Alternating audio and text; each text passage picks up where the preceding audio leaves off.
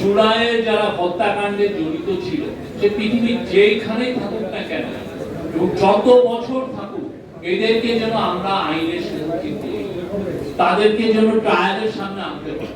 এটার জন্য আমরা অনেক দেশে অনেক জায়গায় অনেক উদাহরণ আছে।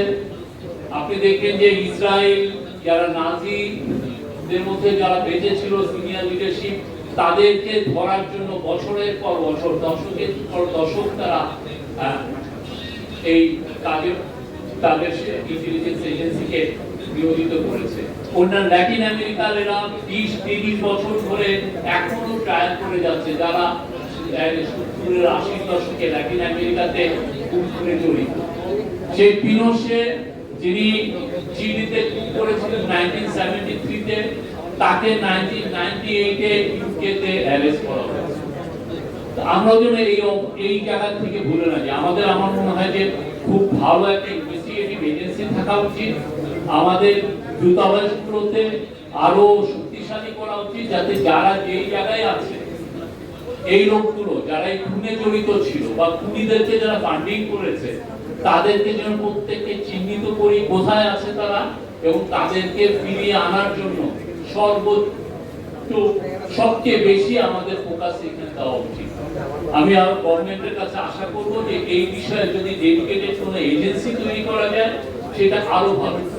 কেননা জুলাইয়ে যারা আমাদের ছোট ছোট ছেলে মেয়েদেরকে, শহীদ আনাসকে, শহীদ জাবেদকে, শহীদ ফাইয়াজকে, বুদ্ধকে, ওয়াসিমকে, আবু সাইদকে যারা খুন করেছে, সেই খুনের আমরা বদলা নিতে চাই না, বাট যারা এটা করেছে তাদের সবাইকে বিচারের সম্মুখীন আনতে হবে। এটা হোক আমাদের মূল আত্মবিরোধীর একটা বড় জিনিস। আমরা অনেক, আপনি দেখবেন যে আমাদের 70-80 বা ওই সময় অনেক অপকর্ম করেও আমরা কিন্তু ভুলে গিয়েছিলাম এই লোকগুলো আবার রিটার্ন করেছে। আপনি আমি কিছুদিন আগে তোফায়েল আহমেদ নিয়ে লেখা লিখেছি, অনেকে দেখুন বিস্ময় প্রকাশ করছেন। তোফায়েল আহমেদ সেই সময় রক্ষী বাহিনীর মূল সমন্বয়কদের একজন ছিলেন।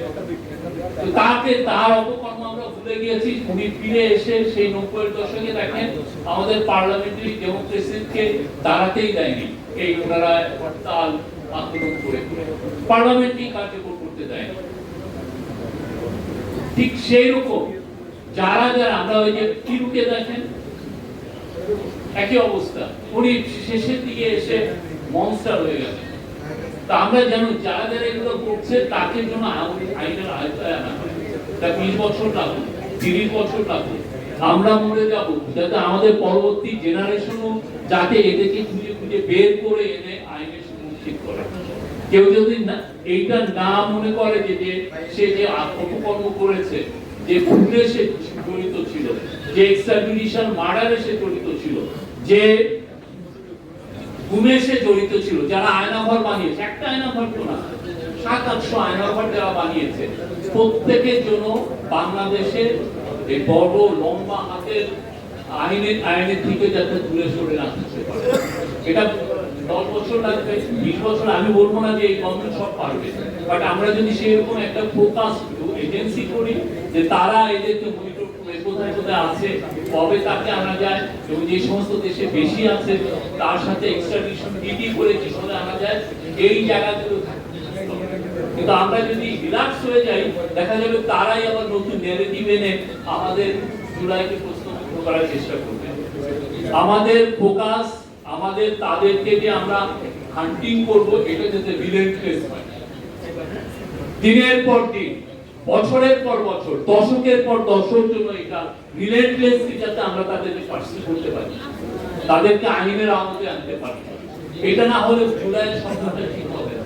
বাংলাদেশে যাতে কেউ মার্ডার করে পারবে না, এই জায়গায় আমাদের দাঁড়াতে হবে। কেউ যেন আবার ফিরে এসে মার্ডার করে এসে আবার সে যেন পলিটিক্যাল ক্যারিয়ার সে যাতে না করতে পারে, এই জায়গায় আমাদের খুব দৃঢ়ভাবে অবস্থান নিতে হবে।